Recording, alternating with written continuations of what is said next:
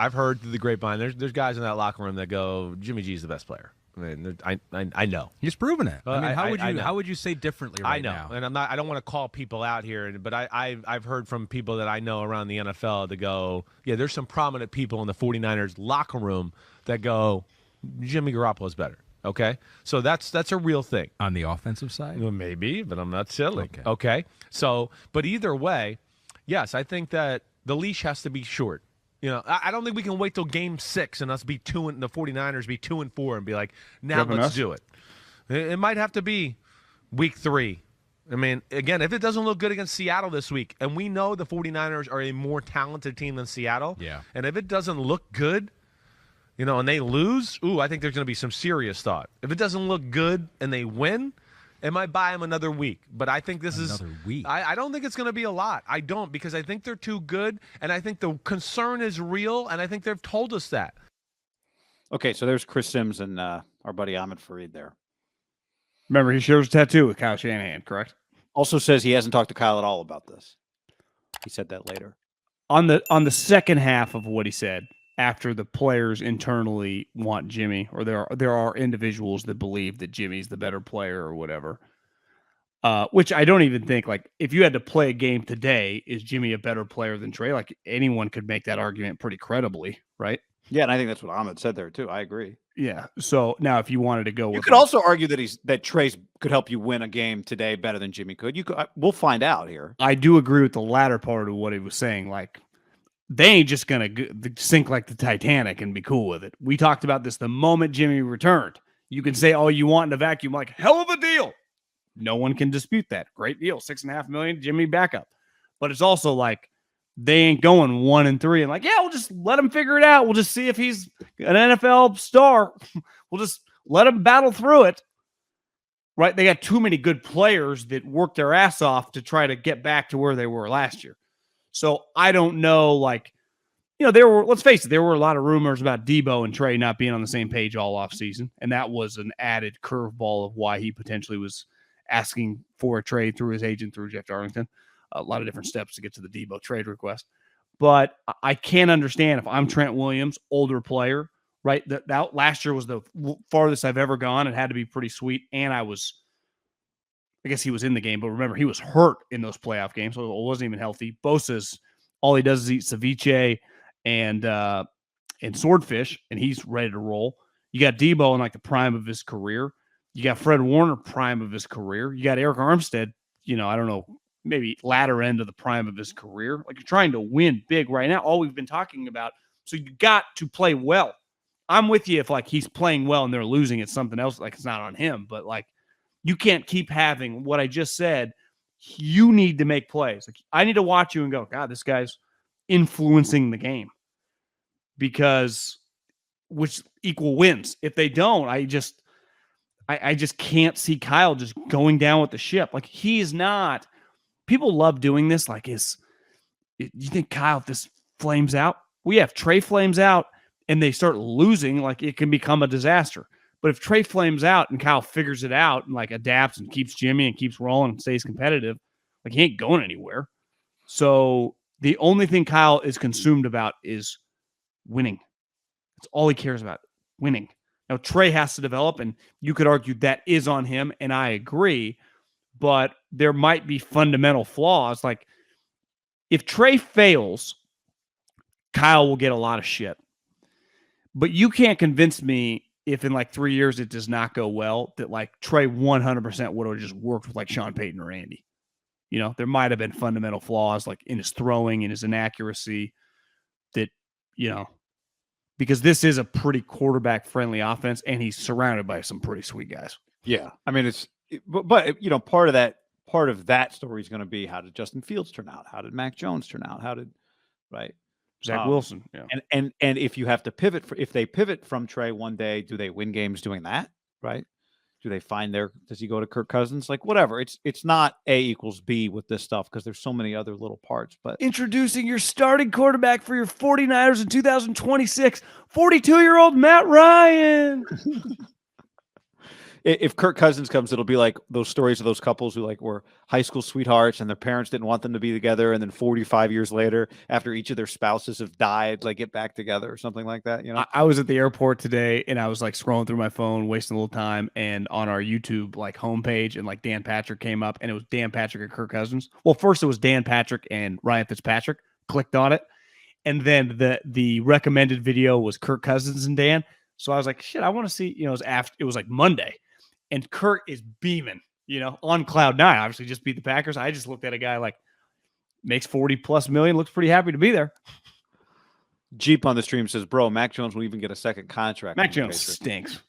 I don't actually think Mac's going to be good, but I'm just saying how it all plays out. Other places affects Kyle a little bit. Let's talk about the first part. Freshly divorced Tom Brady. Giselle tweeted. Let's talk about the first part of what Chris Sims says. There are prominent offensive players, is what he led, who think that Jimmy's better.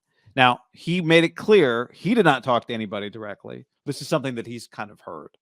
And my question, if you said, okay, you can talk to Chris Sims off the record. My first question, there's a lot of questions, right? You'd want to know, like, if you could only Why ask is Debo Chris, so mad? Yeah, if you could only ask one question, my question would be, Chris, is that from yesterday, that information, or is that information from 4 months ago? When, I mean, like you just said, I think there were some educated guesses out there that Debo was one of the people who didn't think maybe that was part of the trade thing, not trade thing, right? That maybe that was part of it. Once upon a time, it looked possible that Jimmy could come back, so maybe guys were hedging opinions. My question would be, did that information come from September 12th, Monday, September 12th, or did that information come from, July 3rd? I don't know. Because it could be July 3rd. Well, this gets back to the whole situation of when you're going to hand the guys the keys to the car, you got to eventually kick the you as a parent, you got to get out of the car and let your kid drive eventually once he gets his license. And I don't care who you are. You and I went to enough practices. There were some good ones. There were also some atrocious ones. And the other motherfucker was right there. Now, he wasn't on the field, but when those guys went out to stretch, what's up, Jimmy? Hey, Jimmy. Yeah. Hey, Jimmy, that thing we talked about? Yeah, I'll see you in the lunchroom in about 2 after practice. I'll shower, I'll holler at you. My brother's coming next week. He wants to, we'll get, like this is where we talked about the running backs. And you said, these are human beings, not widgets. Like this, there is a separation. These are human beings, not widgets. And let's face it, he said prominent players. Well, they only got 5 or 6 prominent players, right? I mean, it's offense. And even defense. How many prominent players are there? 3 or 4? Bosa, Armstead, Warner. You want to throw Jimmy Ward? Charveri's so new. He already even said, I don't even count him. Mooney. He prefers Mooney. So it's 7-8 guys total. Trent, Juszczyk, Kittle, Debo. Because we know Ayuk likes him, right? They hang out. So I'm canceling him out. Like Ayuk is a Trey guy. Or at least is friends with them, and I don't think it's telling anyone Alex negative. Mack, like if this was a rumor from 6 months ago, then maybe Alex Mack was like, I don't know if I want to play with a rookie quarterback. Could, but some fair, but you're right. But some of the rumors, it felt like were coming out like when the OTA transition, and then in camp, like even if you're like, let's give the guy the benefit of the doubt. If you're a player on the team, we saw the moments. I mean, you were at the practice, you hit me like, you see that? And I said, no. You had Juszczyk, Kawakami told you. Yells at Trey in the shotgun, which is normal football. I mean, some of the best, I'm sure Randy Moss had times someone told him where to like, it's not that crazy, but Kyle did that stuff when Jimmy was the quarterback too. But with not Jimmy, it was like Ayuk and, I think it's fair to say Jimmy knows where to line up on every play Kyle calls. I think that's fair to say. Yeah. So there is a basic element. I heard a lot of people have had a lot of takes on Aaron Rodgers, the way he's dealt with the Nevada kid and the North Dakota State kid. Is it Dobbs or Dubes? I thought it was Dobbs. I heard Papa saying Dubes, but let's just go Dobbs. Dobbs and Watson. And a lot of people say that he's not patient enough. And I was listening on the plane ride this morning. Damian Woody was on with Rosillo. And he said, can you imagine being like a Rodgers or a Brady at the late 30s and for Tom in the 40s? Time is not on your side, even if you're Tom. Like you are on these guys. You need them to catch the ball. You need them to do shit. And it's no different if I'm a prominent, like obviously Bosa in theory has 10 years to go, but like Kyle Juszczyk's on year 9, right? I mean, Debo knows like at any moment this could end, like the way he's playing. Jimmy Ward, just got hurt. Eric Armstead has seen a lot of shit in his career.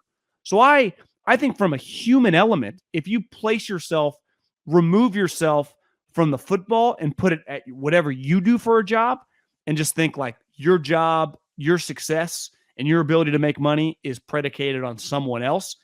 And there's a known quantity and then there's an unknown quantity. And that unknown quantity could make you 5X, 10X, whatever you're making. But the known quantity just produces pretty consistently a profit. You know, I think a lot of people just like the certainty of stuff. And let's face it, right now, I'm pro the uncertainty because we're swinging for the fences here. Mm-hmm. But part of swinging for the fences and the uncertainty is a strikeout or a bust or a disaster, right? Just you said that from the jump. The moment you like the likelihood of the 5 guys, I mean, one guy might turn out to be an all-pro. One other guy could be like a fringe starter. The other 3 might suck. Yeah, the problem with we're swinging for the fences, which is a baseball analogy when describing the NFL draft, is that in baseball, when you swing for the fences and you miss, you strike out, you're going to get 4 more at-bats times 161 more games. Right?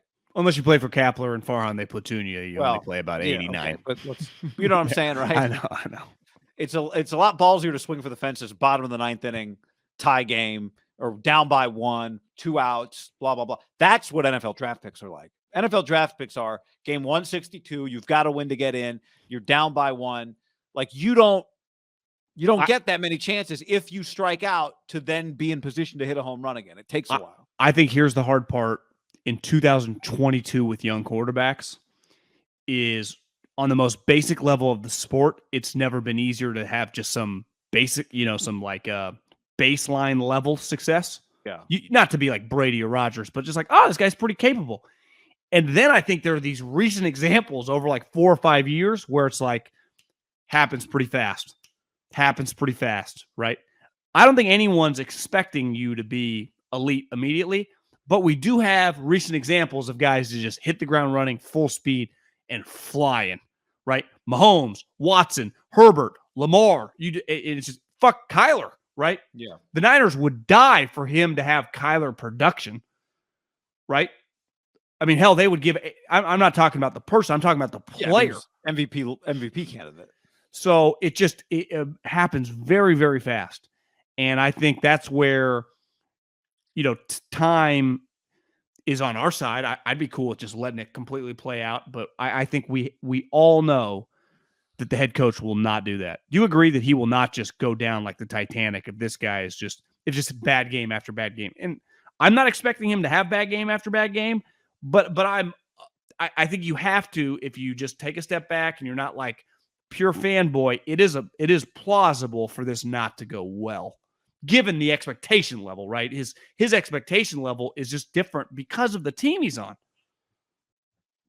Yeah, I mean, I think there are a lot of instances where Kyle shows us that he thinks differently than the rest of us on the outside do, which most coaches probably do. Like Nathaniel Hackett, right? He's thinks outside the box, John, different thinker. And he proved that on Monday Night Football. Just what everyone else says, go for it. I say field goal attempt. Was the longest field goal ever, was that the Seabass Lane Kiffin 69er? Did he make that? What? No, he didn't. I'm saying that was the second longest. I saw on Twitter. Maybe the longest kick. Yeah, that was the second longest field goal attempt in NFL history. Oh, second longest attempt. Yeah. Is the longest make longer? It feels like there was like a low 60s make in the last couple years. Yeah. What I thought there was a tie. I thought Tucker tied like a 60. Anyway. 2? Yeah, I thought it was like. Remember, didn't he beat the Lions last year from like half field? Yeah, and I thought he tied the record when he did it. Yeah. But I could be wrong about that. But yeah, I mean, look, as it relates to Kyle, I don't think Kyle looks at Trey Lance like we traded a lot for him, so it has to work. Right, which is how a lot of people look at it. Like, man, you traded a lot for him. It better work or it's your ass. I think you could even be firmer with that. I think 100% he does not. Yeah, okay. So, so when everyone on the outside is like, Kyle, this better work or it's your ass because you traded a lot for him. That is not how Kyle looks at it. Kyle looks at it like, the more games I win, the more likely I am to succeed. And however I got to win the most games is how I'm going to do it. Now, I don't think, what Sims is talking about there is kind of alluding to like a short leash. I think Trey does have a pretty long leash. Like, I think Kyle really likes Mac Jones. I also think Kyle thinks he can win, likes a lot of the things that Trey Lance might be able to do for him one day if they properly develop him and win with him. But I don't think anything is in stone with him. And your leash gets shorter, though, when you lose games 100%. as a player. Yeah, and when you play badly and when you don't do what I'm telling you to do and when, opinions change. When I no longer think that it's likely that you're going to be the guy I want you to be. Now, I think you and I would say, how are you going to find that out in 3 games, right? How are you going to find that out? Like, for every Mahomes and Josh Allen who hit the ground running, there's a lot of other quarterbacks who don't look like those guys within the first year or two and yet turn out to be pretty solid quarterbacks. Who, though? Now, I didn't say star quarterbacks. I just said solid quarterbacks, right? Like, I'm not saying look. Derek took a little while. I'm not saying look bad. I'm just saying don't turn into Josh Allen or Patrick Mahomes. Like, but that's when you trade a bunch and draft a guy third. That's what you're hoping for, some version of that. They don't have to be. Those guys are Herbert. Like, those are top. When Tom retires and Aaron's out of the league, those are going to be the top 3 quarterbacks in the NFL without much debate. I mean, you could argue a 1, 2, 3 right now. Yeah. We're talking top 10. We're talking like 7, 8, 9, 10. We're not talking 1, 2, 3 here. It's kind of crazy. They're firmly going to be 1, 2, 3 whenever those two fucking get. One guy goes ayahuasca, the other guy goes to Giselle. It's a lock, right? It's like who's fighting for 4th? Yeah. So, people sell stock all the time when their opinion of the stock changes. And Kyle is not going to be opposed to that. Well, here's the thing with the sport of football, that like your baseball analogy. In baseball, you just get to play it out. So even like so-and-so's struggling, like you can just give him a month and he gets so many reps and so many games. In basketball, it's like Jordan Poole, G League, then bring him back up. And even when Jordan, before he became quote unquote a star, like he had just get so many reps. In football, I saw a headline like Mike McDaniel going into week 1 of that game was like, listen, we're very bullish on Tua, everything we've seen, but now it's his time to do it in the game. Like, I'll be shocked if he doesn't carry it over to practice, but basically saying like, you got to go up a step. Like, the practice is not the game. The only thing we all get judged on, my owner judges, the fans judges, is that 60 minutes on Sunday, Monday, or Thursday. And that, like, Kyle could have been bullish and they love like his maturation mentally and him seeing stuff in practice, but it's like, you got to do it in the game. And that's the same thing for any of these quarterbacks, right? Yeah. Like, ideally, you just have like, God, he's a great practice player, great in the games, fucking great leader. We love him around. Can't wait to give him 180 million. That's the easy one, right? But that's a lot of times, like you said, those guys are outliers. The majority of guys, like we've been arguing about Dak forever.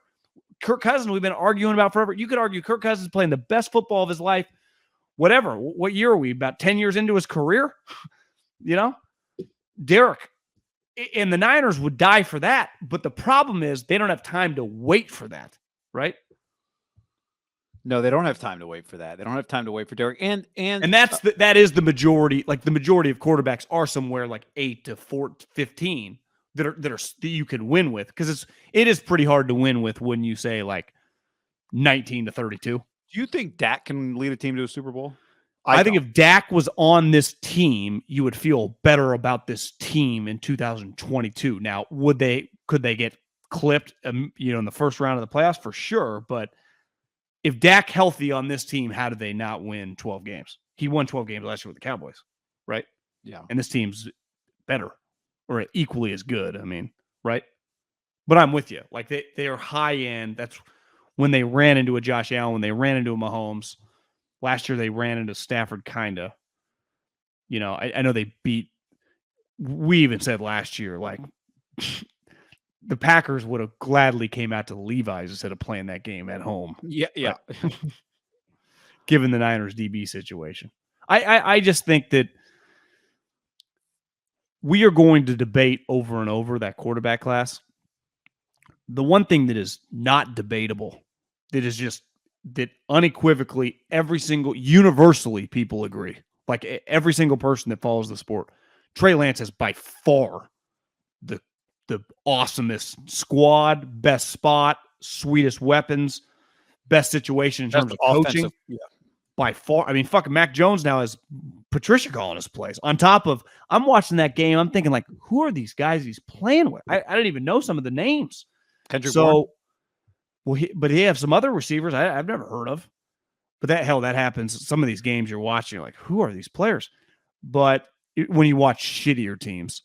But my point is, like, no one can ever argue. Like, if Zach Wilson fails, which I would bet on him fail, you'd be like, oh, it's the Jets, you know. If Justin Fields, you'd be like, well, they gave him Eberflus, and Ryan Poles is talking shit about the Packers. They could never draft an offensive line. Like, shit. I mean, Trey Lance had like 7 Pro Bowlers on offense. Yeah. But a counter, if a Trey person would be like, well, Trey, what quarterbacks has Kyle developed? When has he done that? Yeah. I mean, if I'm just going to play devil's advocate, right? If he replaces him after 3 weeks, you'd be like, wait a second. You're supposed to develop quarterbacks? You give a guy 2 games year 1, you give a guy 3 games year 2, and this is how you develop a quarterback? Where was the plan? I think it's pretty easy to make the devil's advocate case to defend Trey in that situation too. Now, Kyle would be like, hey man, I'm not chasing lost money, right? If that happened, he'd be like, I changed my mind because I don't think he's good enough anymore. When you draft a player, you don't have that much information. I now have more information and I'm pivoting. Well, this is where, though, Guy, because I'm with you. Kyle has the Belichick quality. We said Matt Ryan. You didn't develop him, but he did lead him to his greatest season ever. That's fair, but that's different than developing. Yeah, and he had already had success. Right, because remember, they played the Niners in the championship game when Harbaugh was here, when the Niners beat him to go to the Super Bowl. Like, Matt Ryan had seen some pretty high highs. I mean, pretty sure the Niners, didn't they beat Atlanta at Atlanta? So, I mean, Matt Ryan was on a team that was hosting the NFC championship game. Yeah. They started 14-0 in that game, if I remember correctly. But Kyle is like Belichick, and got away with the Ahmad Brooks penalty at the end. He will not look like I traded all this draft pick and stuff. I think the thing we've talked about before that I don't have any inside information, I don't think you do. I mean, no one, beside, I don't think they would ever come out and like really use their source and make it feel like they are correct, because Kyle, I'll give Kyle this. He said before, like, yeah, when you hear things coming that I think, I don't believe a lot of that stuff, because I'm not a big talker. And I do believe that, like, he's not a huge leaker. I agree. Like, spending a lot of time texting media people. But when you are, and I saw it firsthand, when a coach, when a coordinator, when a general manager, when they love a player in the draft and your team drafts them, they are more inclined to just see it out. Like, they want to see that guy succeed, not even for their own ego, but just because, like, that's their job and they believed in that player for a reason. And that is where, if Kyle was just kind of indifferent, like, he's like, yeah, I want Mac, but I understand this guy has more ability, but I'm not like jumping through fire for this pick. Right. And it's, let's face it, it does not feel like he fucking, leaped across 15 feet of alligators to get that draft pick of Trey Lance. It feels like, yeah, I'm cool with it. I understand for our football team where we need to do. But does it feel like he's in love with the pick? Hard to know. I would say it doesn't feel that way. And by the way, like, when I'm doing all my like all the stuff I just said about Kyle developing, I'm just saying it's very easy if you want to make the argument to make that argument. But remember, they traded up in part to evaluate, not because they, right? The story is not that they, like, to your point, love Trey, we got to go get Trey Lance. It was, we're going to move up and evaluate all these guys and then we'll pick one. Like, doesn't it feel like when they love a guy, now granted, a lot of when they love guys are good, but like Hufanga, they love Hufanga. Trent Williams, they love Juszczyk. Like, it's pretty, they can't hide when they love people. Like, do they love Trey? I mean, I would say this. Do they love does Kyle love any young, unproven guys? That's the old school in him. So it may not be a Trey thing. It may just be Kyle doesn't love you until you prove you can do it on the field, which Trey has not had the opportunity to do yet.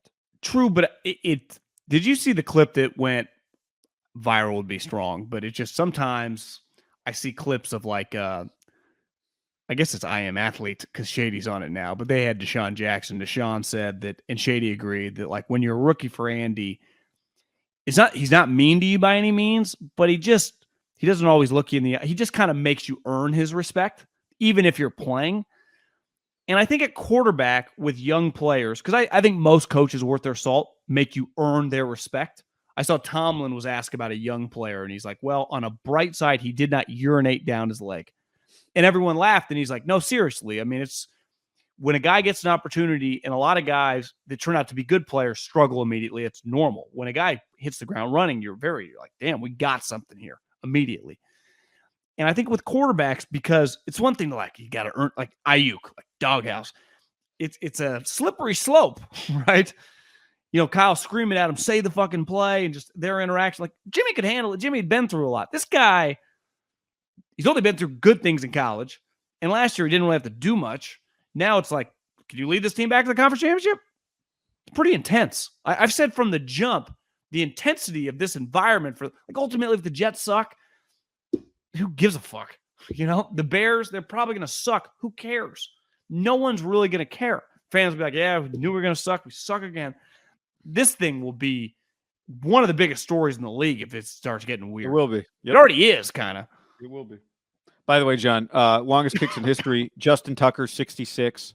Matt Prater, 64. Tom Dempsey, 63. So Tucker was 66 against the Lions? Tucker was 66 against the Lions, yeah. So he had the longest kick in NFL history to win a game in overtime. That's pretty sweet, isn't it? Walk-off. Fourth quarter. Yeah, because Lamar. Remember that? The down one was not a tie game.